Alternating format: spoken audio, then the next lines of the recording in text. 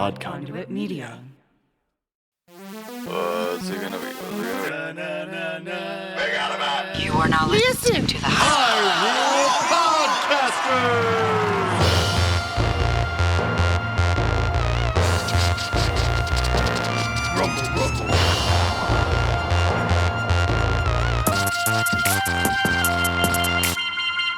Hey there, all you hyped out of your mind Zelda fans.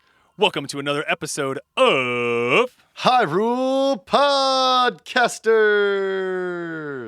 I'm your co-host, Ben. And I'm your co-host, Pat. And normally, this is an audio-only Let's Play of the Legend of Zelda franchise. But today, we have something special for you. Oh, Nintendo Direct, are you hyped? Oh, how could you not be hyped? How It's could you true. not be How hyped? could you not be hyped about this? Very exciting. Of course, they say the last great bit for the last 3 minutes. But Last 3 minutes. we'll get into all of that in a second because today we're joined by two special guests. That's right. We have the Sacred Realms brothers here joining us all the way from Texas, coming and sharing their hot takes about what they just saw. And so we're not going to bore you with our normal what have we been up to nonsense. Let's just get right into it. Ben, what up? Wow. What a Nintendo Direct, especially those last 3 minutes. Lyndon, how you feeling about all that? You know, it's so tough because when we go into a Nintendo Direct, my hype is very often at just an incredible level, and very often I'm disappointed. Right? I mean, being excited for a Nintendo Direct can often be a fool's game, and The Fool's Game! exactly.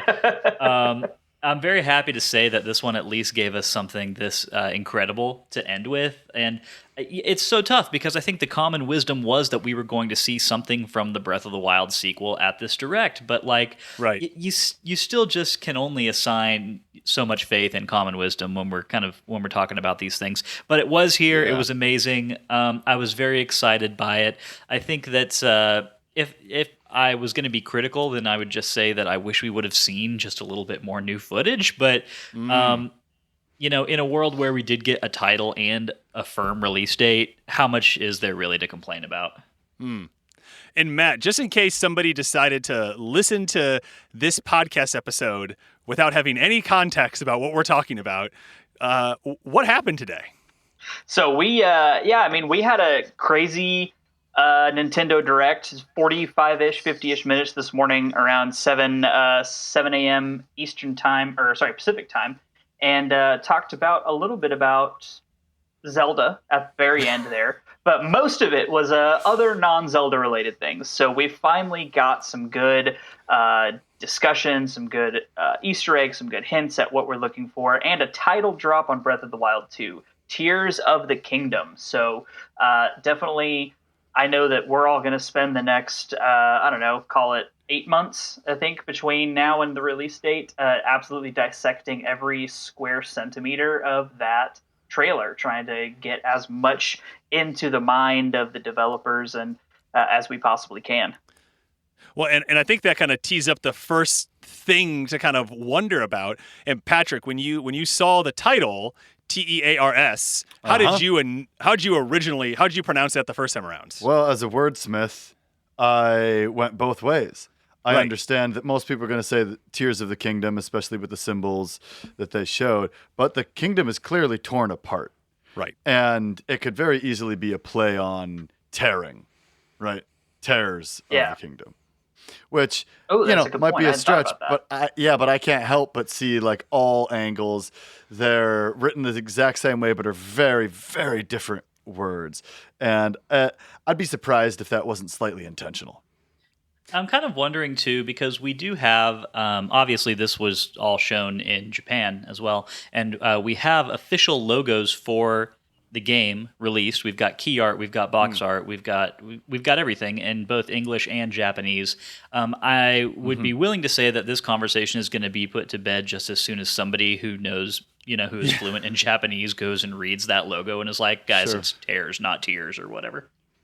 Sure. I think regardless, though, the ambiguity there exists even if the Japanese doesn't have the same wordplay in the title, because why not? Why not have some fun with whatever language you're presenting the title in?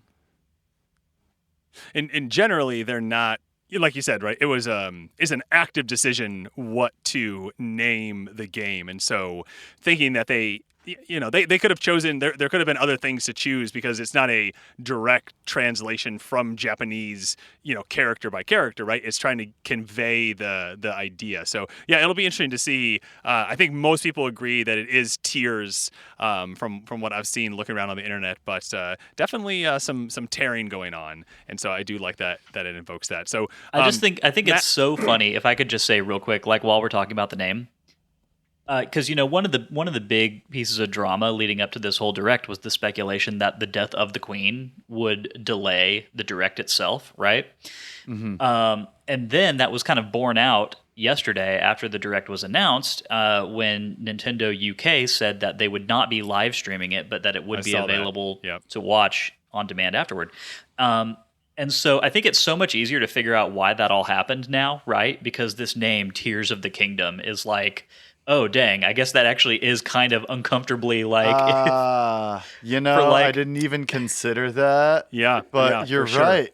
Yeah, the kingdom, like the kingdom, is in mourning right now. And that might have been the reason that they kind of pushed it back just to, be a little sensitive to that. Sure, yeah. I just think it's something funny to try and pick apart and analyze. Mm-hmm. It'll never be confirmed one way or the other, but... Sure. Well, it's just like at their last direct, they decided not to release Advanced Wars, because Russia had just invaded Ukraine, right? I mean, when you're a global company, these are actual thoughts that you have to have as you release things. So right, exactly. So I thought we could go around the horn here and just grab something from the trailer that really resonated with you. And Matt, I thought we could start with you. What was one thing watching, I think it was like 1 minute and 37-ish seconds of trailer that you really kind of clung to immediately? Like, oh, like that thing, or something that you really enjoyed? Yeah, absolutely. I think that I am still very excited for returning to an aerial version of Hyrule. I know everybody on here knows my affinity for Skyward Sword, and to me, it's impossible to view the floating islands and everything going on in the aerial portion of Hyrule as anything other than some type of callback or at least Easter egg to Skyloft, Skyward Sword, and everything else that was going on there, right? So, and that's your favorite 3D game, is that right? It is my personal favorite, but I don't. That's what I thought. Yeah, it's my personal favorite.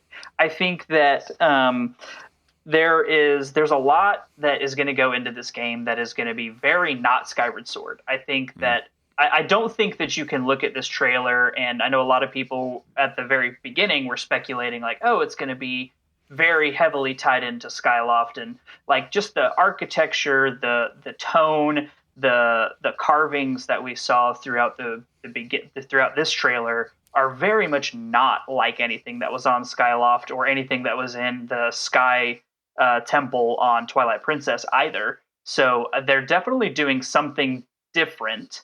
But I think that they're going to have some type of connection there, right? Like they've already done the callback to Fee. Now we're going back to the sky. So like, I don't know, there's something there that I'm excited about. Definitely. Patrick, what are you excited about that you saw over there? It's tough to just pick one thing, especially because a lot of it isn't set in stone. I mean, no pun intended, half the information that we're getting is from old stone carvings. I'm excited to dig through these old stone carvings and see what's really going on. The thing that stood out to me is this villain that we've never seen before, who I assume is a villain, in the center of these tiers. And I was digging through my Hyrule book that I got over here, and I just I can't seem to find a villain that looked like this, or any character. So I have no predictions of who that could possibly be. I'm excited. I'm hoping that they come up with somebody new, and that I have to go around and collect, 7 tiers in order to accomplish a goal, kind of like how you had to get, pendants in previous games. I'm hoping that boss at the center with the tiers around it implies that we have multiple dungeons and not just 4 divine beasts like we did in Breath of the Wild. Because the only reason that Breath of the Wild doesn't get a perfect score for me. I want bigger dungeons that you collect items in, as opposed to just a bunch of shrines.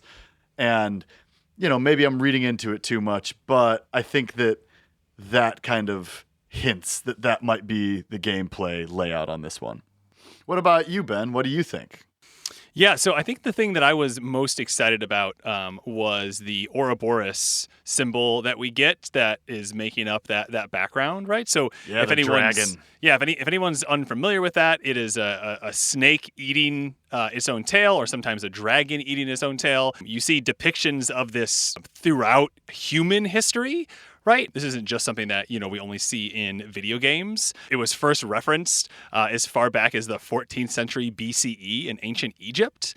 And, what it was there is it was this symbol of how Ra and Osiris were connected, the sun god and the god of the underworld, right? Were connected, and just how interesting that is. And it's a way to kind of talk about extinction and rebirth and that constant cycle. And that's obviously over 35 years, right? What has happened continuously in the land of Hyrule, right? Is this extinction and rebirth. And it'll be really exciting to see what directionality that gives us as we look more and more into the trailer and as the game comes out to really understand what's going to happen. Certainly. And I think, like, building off of that, you can say that Breath of the Wild is really the rebirth of the franchise as it stands, right? And so, like, that was obviously very intentional in the design of Breath of the Wild being different than any other Zelda game. So if we can take the symbolism there to mean what we think it means, because I do agree with you, Ben. I think it's a very intentional use of a very common symbol. Certainly. And so I think they're leaning into that even more. So what does that look like? Like, I think Breath of the Wild was obviously wildly successful. So are we getting, hopefully they're not just being too drastically different here, but just improving upon it, right? So I that's a great point, Ben. Some might say that it took my breath away how wildly successful it was. My bad, everybody. And I want to speak to more on that too, but let's hear Lyndon's takeaway before I cover too much ground here. So I've got a few that really stuck out to me. One that you only get one. Everyone else had to pick one. You get one. Oh, really? Okay. Oh, my bad. Jeez. That's going to be tough. I think the biggest one for me was trying to pick out the subtle differences to the Hyrule landscape that you can see while Link is airborne, That's been something that people have been doing a lot of in each new video that we've seen from this game. And you can actually, if you kind of freeze frame and slow down and everything, you can pick out a little bit more here than you have previously been able to. It's definitely the map, the overworld map from Breath of the Wild, at least in its base form. But there are some very interesting differences. In the first trailer, we saw Hyrule Castle kind of like raising out of the ground, like it was kind of on a floating island or whatever. And while like it was tearing away from the landscape. one might did say. You recently have a child or something? Because you're on fire with the dad jokes today. All the world. I'm not even going to say anything weird there. Keep it going, Lyndon. I appreciate your restraint. So you can see while Link is falling in this trailer, you can see Hyrule Castle. It is definitely floating visibly, and there's also some crazy pink malice like flame coming out from beneath of it, which is interesting. That calamity color. Yes, and that was something that I don't think is too surprising given what we've seen in trailers before. The one I did think is surprising is that same malice flame pink calamity color is coming out of the caldera of Death Mountain as well. Oh, I didn't catch that. Yeah. So yeah, that I think is super interesting. It does make me wonder if there's some kind of underworld mechanic in this game. I don't know if it's too much to ask for that there's like a sky area, a ground area, and an underworld, but clearly something is kind of greedy, Lyndon. I know, right? You're getting greedy. It is kind of clear to me though that something is sort of coming forth from the ground in this game, and I think even aside from what we see in this trailer, that is borne out by the very first trailer we ever saw for Tears of Hyrule or Tears of the Kingdom, which showed Link and Zelda underground discovering like the desiccated corpse of Ganondorf, I think. Yeah, I kind of wanted to piggyback on that, is that this was almost completely the opposite of the first trailer we saw, right? Like ever since that first trailer, we have seen nothing of Zelda, Ganondorf's corpse, or any of that underground section. The last two, I guess this is technically a trailer. The other one was technically like a teaser. Have been solely focused on the aerial version or the aerial segment. So it seems like, and to your point, Pat, about the cave drawing showcasing what I think is safe to assume could be the big bad, this owl-looking creature with the 7 tiers around it. Or 7, they look like Kokiri emeralds to me also. Yeah, like definitely. it's like whatever that is, that's obviously not Ganondorf. So like, are we pivoting away from Ganondorf, or like, I don't know. It seems like they're kind of giving us a head fake here and keeping us guessing on what the plot might be, or even who the big bad is. Like, we don't know. Which would be really fun. And, that'd be fun if they strayed from Ganon a bit. I forgot if it was Ben or Pat in their observations, but I think that number of artifacts that you see above that creature in the carvings is significant. 7 is a recurring number in the Zelda series, and very often it is the number of dungeons that have to be beaten. Exactly. Yeah. Oh my gosh. I hope so much. I want dungeons back. I'm not going to be too upset because I'm sure they're making a great game, but I would just be so happy to have dungeons. Coming back to the Ouroboros, it's kind of like a time repeats symbol, and it seems like almost we're seeing two different links in the stone carvings. Is that Zelda that's floating there, incapacitated? Is that the Zelda we're going to see in this game? Or is that a Zelda that we've already seen that was incapacitated?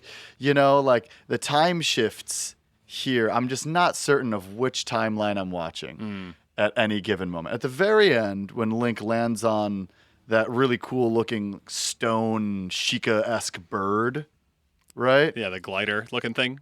Yeah, that looks like the Link from Breath of the Wild. As does the one at the beginning of the trailer, who's running towards the archway in the sky. And that version of Link as well, I have that frame paused right now, and there's a few things that I want to note about Link in this trailer. Because one thing we don't see in this trailer is, I guess, what people were referring to as the other Link that we've seen in other trailers. We don't know if it actually is another Link or not. But in past trailers, we saw a character falling through the sky who was wearing very different garb from Breath of the Wild Champion's tunic, right? So this Link in this trailer, if they are different people, he is wearing our traditional Breath of the Wild getup with a few alterations. He's got a different shield. He's got a weird looking the thing you collected the Tears of Twilight in Twilight Princess on his belt, but. Even more so than that, that's crazy. Yeah, I didn't notice that. Even more so than that, this Link has got the corrupted arm that we see in the first trailer. So, definitely some kind of shenanigans of some kind, I think, happening. If not in terms of timeline, then in terms of like characters and like which ones we've been following throughout the trailers and that whole thing. Yeah. But yeah, I think the thing that stands out the most to me is this prop that he's got on his belt, this like container that looks like it's meant to hold energy of some kind. It just looks so similar to the Tears of Twilight. Yeah, I didn't even catch that. It's a blink and you miss it thing. Definitely.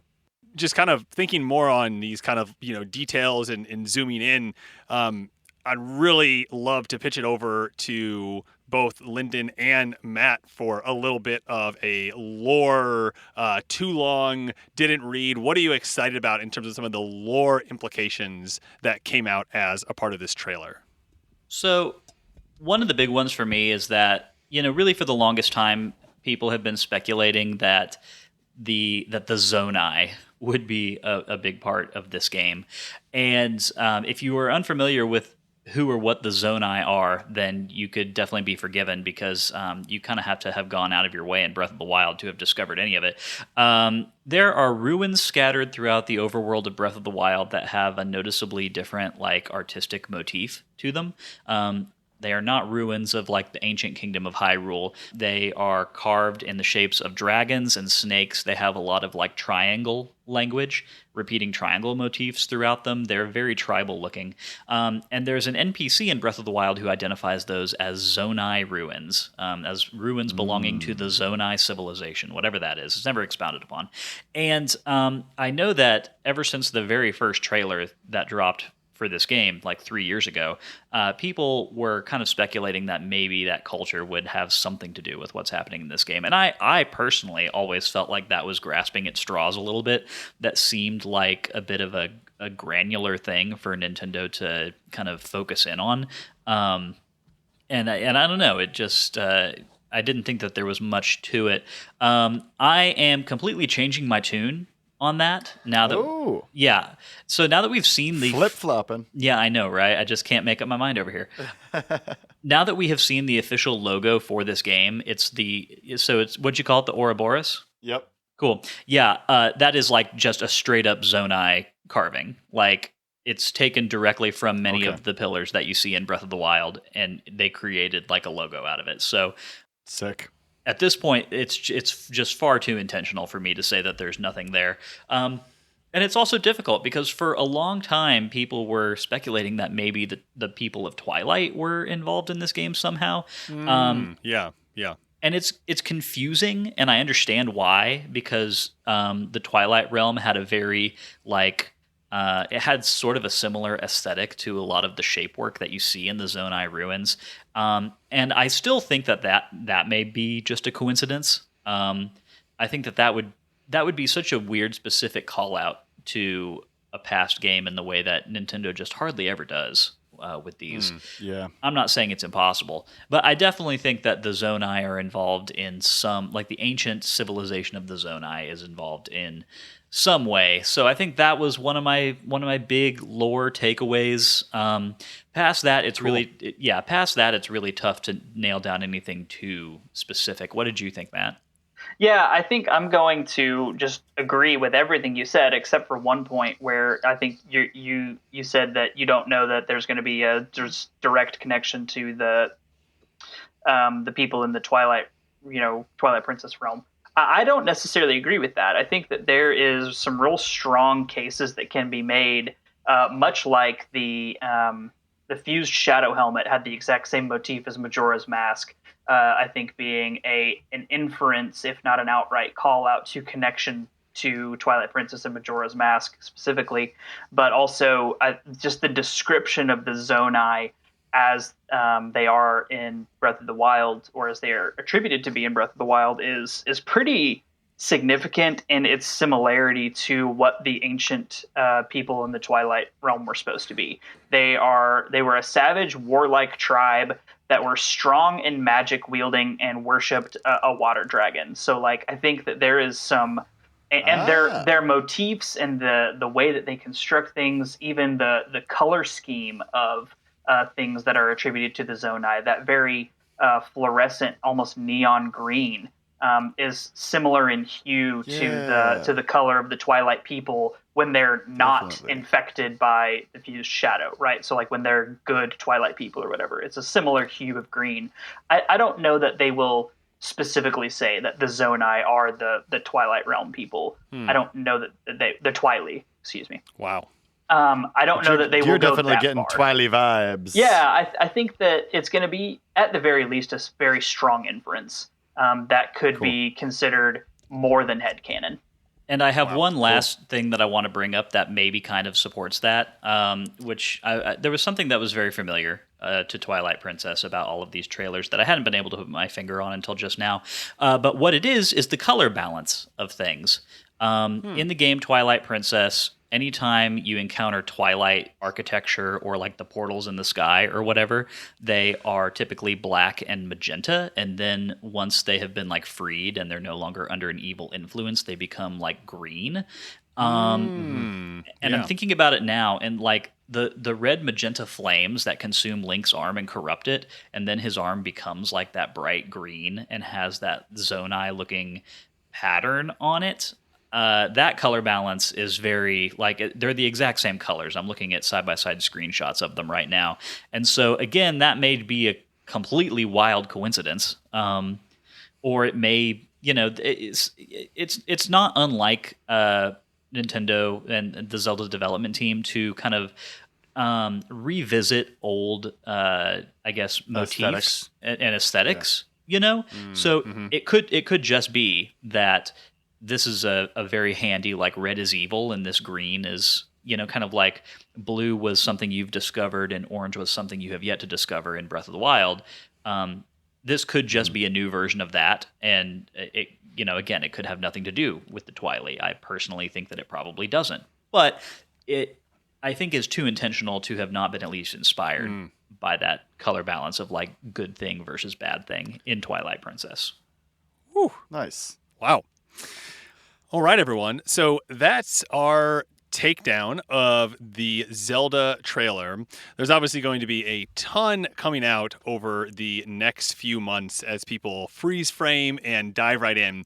I can tell you right now, our friends over at Zelda Universe already have 5 articles up just today taking a look at the Nintendo Direct and at what's going on in all of this. So keep your eyes peeled. On the other side of the break, we will be discussing the other parts of the Direct that we liked, and we will wrap up with letting you all know what our predictions were before this and just how wrong they are. So how very wrong they were. Let's get down to business and talk about what's really got us excited. The new season of the First Encounter podcast. First Encounter is a video game podcast where best friends Haney and Chris take turns making each other play the games that helped formulate them as youths. In season 2, Chris takes over the controller as Haney forces him to play The Legend of Zelda Majora's Mask for the first time. Listen in as Chris tries desperately to understand what's happening in this game. They'll laugh, they'll cry, and they'll definitely make you feel something too. Check out First Encounter wherever you listen to podcasts or at www.firstencounterpodcast.com. You have to include the www, otherwise it won't work. Thank you! I am super hyped about the new Nintendo 64 games that are coming out, and not just not just GoldenEye, but like I love GoldenEye. Obviously, GoldenEye is the one I'm most hyped for. But exactly when they were like, and one more thing, Linda and I were like, well, what could it be if they're doing it? And then boom, GoldenEye. We were just like, whoa! I'm pretty sure Amazing. Linda's wife like rolled her eyes so audibly that I could hear it from the other room. But no, it was Polygon misogynist gunplay, nothing like it. No, I'm so excited for that. But like even games, the snowboarding game, 1080. Yep. Yeah, I remember playing. Fantastic game. Yeah, I remember playing that as like a 7-year-old, and it's like I don't know why I remember, but even the musical cue that they played in there, I was like, oh man, that brings back that hits a nostalgia nodule at the very back of my brain. And I'll hop in because GoldenEye is a game that I picked up on the 64 during quarantine. The place I was staying had a 64 in the attic. I pulled it down. I beat Mario 64, and then I started playing GoldenEye. That game is so hard. And I wasn't even playing on 007. I was playing on, I forget what the middle, Secret Agent. I was playing on the middle tier. And I got about like 2/3 of the way through the game and had to put it down because it's so difficult. So if y'all out there have not played GoldenEye yet, just start on the easiest setting because you're going to get frustrated. It is a hard game. It's a tough game. Don't be afraid to use a guide because you can get lost out there in the snow. One thing that I think also the cheat codes are great. Double Moonrakers or double Golden Guns. Very good. No kidding. One thing that I thought was interesting about the GoldenEye reveal is that it is coming with online multiplayer on the Nintendo Switch. I know. So I'm going to be strafing all over you guys. Watch out. I'm coming around the corner. Facing forward. That sounds like the kind of thing that I'll be excited to try, and then I'll get in and do it. And the Switch's online infrastructure is going to be so terrible that I'm like, I can't do this. Maybe they'll improve it a little. Maybe they'll give us a little improvement, you know? All right. Sure, why not? All right, Patrick, what about you? What was one thing that you were really excited to pull out of here? So beyond the N64 games that I'm also super excited about, I think that this game, It Takes Two, looks pretty fun. It's very fun. My partner isn't a great gamer, but she really enjoys playing games with me. We've played Unraveled 2, we play some Mario Party together. And beyond that, a couple things here and there. But I think that's genuinely the game. My almost wife and I, soon to be wife, that's a better way to put it. We played It Takes Two, and it was great. Oh yeah, and she's not much of a gamer. A little Mario Party here and there, but yeah, really liked it. Really had fun. Good. Okay, then I'm psyched on it. I'll look forward to it. All right. What about you, Lyndon? Yeah, so the N64 games were definitely a big part of it. Matt and I are old school Mario Party 2 fans. Yeah. Mm-hmm. I love Mario Party Superstars because it's a really great modernization. But I mean, assuming that I can actually get a hold of N64 controllers to to play this with, then I think Mario Party 2 is still the best Mario Party that's ever been made. And so it coming to the Switch and you being able to dock the Switch to your modern TV and not have any of the muddy fuzzy lines that come when you try to do an HDMI some unholy HDMI to N64 adapter, right? That never looks good. So I'm glad that we finally are going to have a really great way to just play Mario Party 2 in its totality on the Switch. The biggest one for me though was that I'm a collector of Zelda likes. Obviously, Zelda is my series. Yeah, Zelda is my series. I love Zelda very much. But my Switch is also a repository of several games that are very Zelda in their inspiration, but have done it in new and interesting ways. And those typically tend to be indies, of course, because that's the space where most of that work happens. Hyper Light Drifter being one of the big ones. But one of those games that I've really, really wanted to play for a long time and have not yet had time to do, mostly because it's not on Switch and I can't play it in bed, is Tunic. Yep. Very excited. I am so excited for Tunic to come to the Switch. Ever since I saw that game, it was one of those where you see the trailer and my first thought was, this looks like a Switch game to me. This is a game I feel like I would like playing on my Switch. And now I will be able to. And the best part is I'm not even going to have to wait that long because it's dropping on September 27th. So, I know, amazing. Yeah, it's coming out super, super soon. That game got really excellent reviews. And actually, weirdly, I've been wanting to talk about this game a little bit in our current season of Sacred Realms because it's been sort of applicable to one of the recurring topics that has come up in regards to the original Legend of Zelda, which is the necessity of referring to a pack-in manual, right? Yes. Tunic is one of the things that they did with that game is made a lot of it very difficult to decipher. There's not a whole lot of in-game hints. There's not a whole lot of in-game signposting towards things, but there is a manual that you can download and reference that is provided by the makers of the game. And I think their experience is intentionally supposed to mirror how you would use a manual with a game like The Legend of Zelda back in the day. That's really cool. I like that a lot. Yeah, absolutely. Great. I'm going to sneak in that I'm also excited about the SpongeBob game. I think that looks like a dope platformer. I'm definitely going to play that. Interesting. So I think Ben's gonna skate right past that one. Let's have it. Yeah, I'm just letting it go. All right, I think the thing that I'm most excited for that we haven't already talked about would be Fire Emblem. So I bought and played through Fire Emblem Three Houses. I think that was a COVID buy and play, and I hadn't ever played one of those games. I was actually a really big real-time strategy fan from back in the day with Warcraft and StarCraft and things like that, but had never played one like this. And if you're not familiar with Fire Emblem, it's you're moving people around a board, and then they engage in kind of standard RPG battles. And I really loved it. I probably put 50 or 60 hours into Three Houses. Wow. And I'm really excited to kind of see what this new version of Fire Emblem might give us. Sick. All right, so everyone needs to pull out your predictions. We all shared these with each other beforehand, so we're keeping each other honest.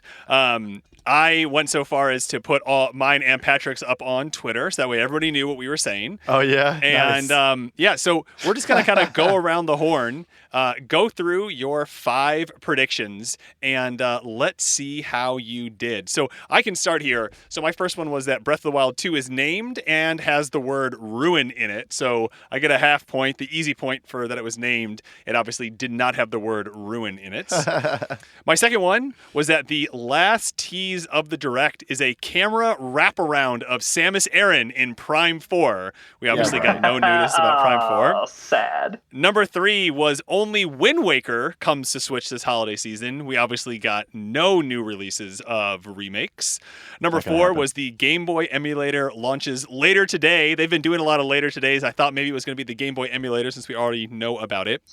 And the 5th one, which I'm going to argue for a half point, was there is a brief tribute to Her Majesty the Queen. I would say the fact that the Nintendo UK didn't do the Direct Live is a bit like a tribute to Her Majesty the Queen, and I'm going to petition for 1/10 of 1 point if you can give it to me. I'll give you a full half point on that one. How full about half that? point? Wow, that's very kind of you guys. I would not give him anything. Let's get Lyndon's breakdown. So yeah, I definitely think you were deserving of a half of a point on that.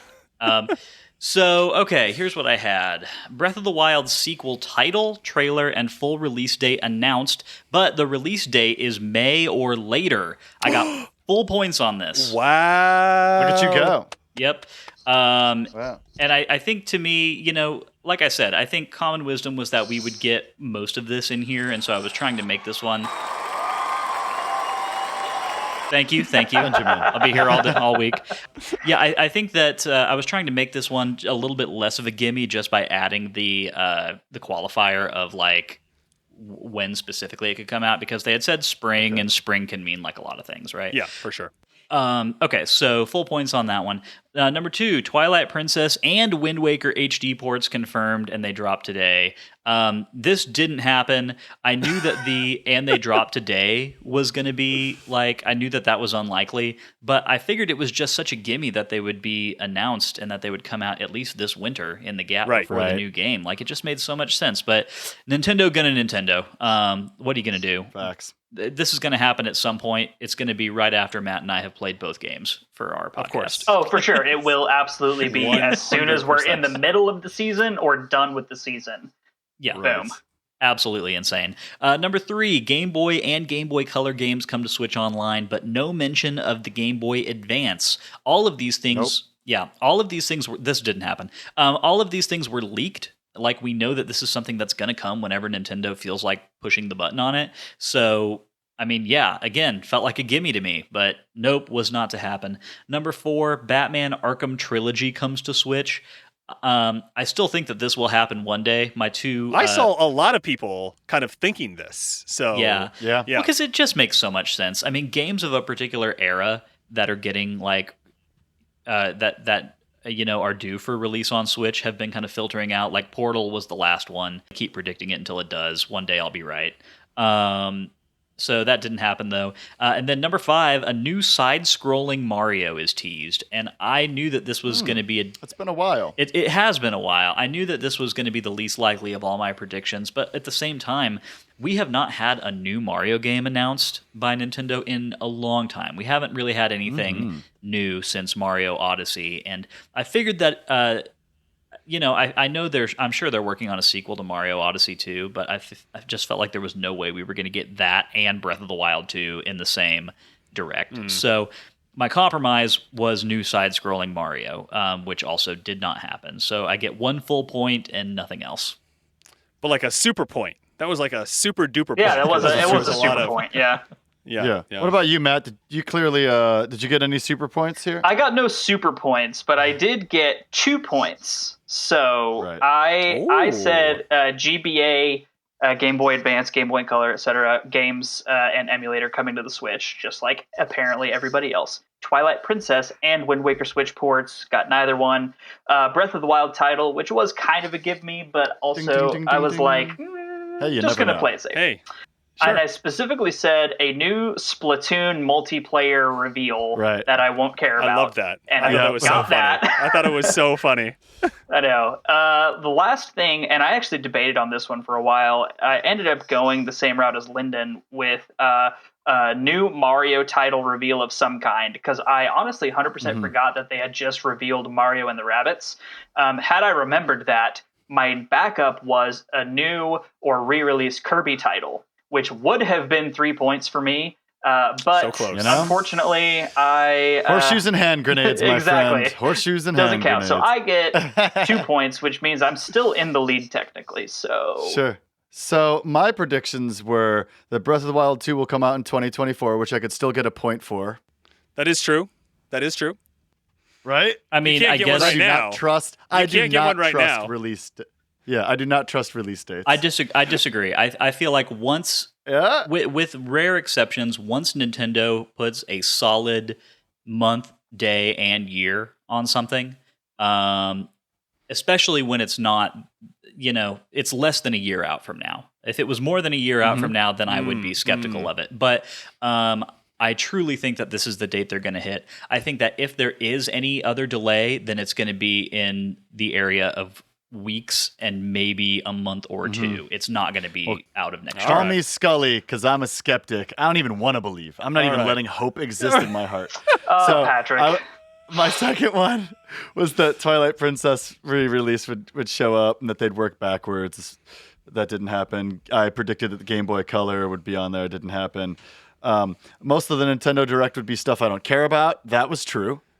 And really? You got all the Nintendo Switch Online stuff. You got some, definitely some Zelda, some Tunic. I would say out of the 40 minutes, I only cared about 15 minutes of it. All right. Now, I am excited for other people. Sure. Because it looks like there's a lot of cool games for RPG players and a lot of cool stuff out there, but just the stuff that I don't really care about. Totally fair. Out of the 5 farming simulators they released, I care about 0 of them. So well, I really think that one farming simulator that had like RPG elements to it looked really cool. But again, I don't care about farming simulators or RPGs. Sure. And then the last one was that there would be no Metroid Prime news. So technically, you got 2. Most of the Nintendo Direct won't be stuff I care about, and no Metroid Prime news, which is me being very pessimistic, but that's still 2 points, right? Yeah, there you go. That's true. Pat and I tie. Let's go. I do want to say, and I could also win if Breath of the Wild 2 doesn't come out till 2024. We'll come back to it if you do. We'll come back to it. How about that? I do want to say that I would be tied with y'all. I changed my predictions at the last moment. Instead of Batman Arkham Trilogy comes to Switch, I had GoldenEye comes to Switch. Sick. Horseshoes and hand grenades, Lyndon. Horseshoes and hand grenades. Yep, I should have just committed, and then at the last minute I was just like, there's no way that's not happening, and here it is. So, hey, anyway. well, I'm glad that I'd rather you be pleasantly surprised than guess that and get it wrong. Right. Yep. Right. So wow, how exciting! What a moment, even though you had to wait 40 minutes to get to the Zelda stuff, there was some cool stuff in there. And I'm going to watch that little trailer like 100 times today and read too many things about it. I know, right?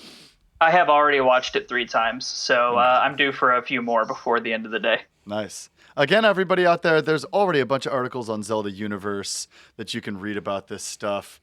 Go catch up with it and try to get ahead of things and make assumptions before anything's actually announced. That's a fun thing to do. And be sure to enjoy yourself listening to Matt and Lyndon play through Zelda 1 right now. They're wrapping it up, and they are coming up on Zelda 2, and we cannot wait to hear their struggles and be there with them on some episode on some future day. Dark nuts. Yeah.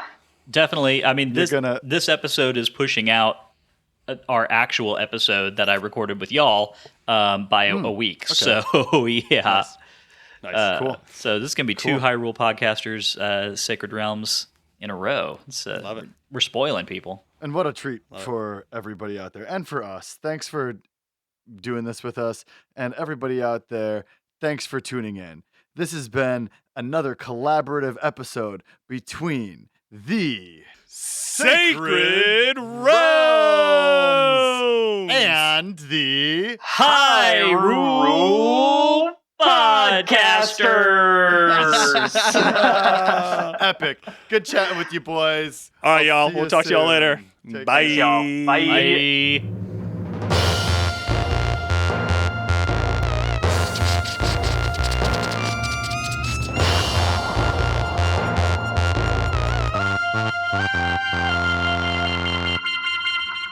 Thanks for plugging into this week's episode of Hyrule Podcasters. If you like what you're hearing and want to support us directly, you can head over to our Patreon for early access to episodes, exclusive Discord benefits, behind-the-scenes videos, and more. If you'd like updates, you can find us on Facebook and Instagram at Hyrule Podcasters and Twitter at Hyrule Podcaster. Links to everything can be found in the show notes. And be sure to rate and review us in Apple Podcasts, Spotify, or wherever you happen to listen.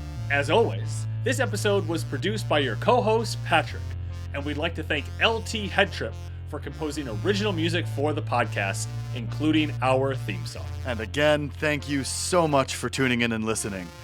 May the way of the hero lead to the Triforce. Odd Conduit Media.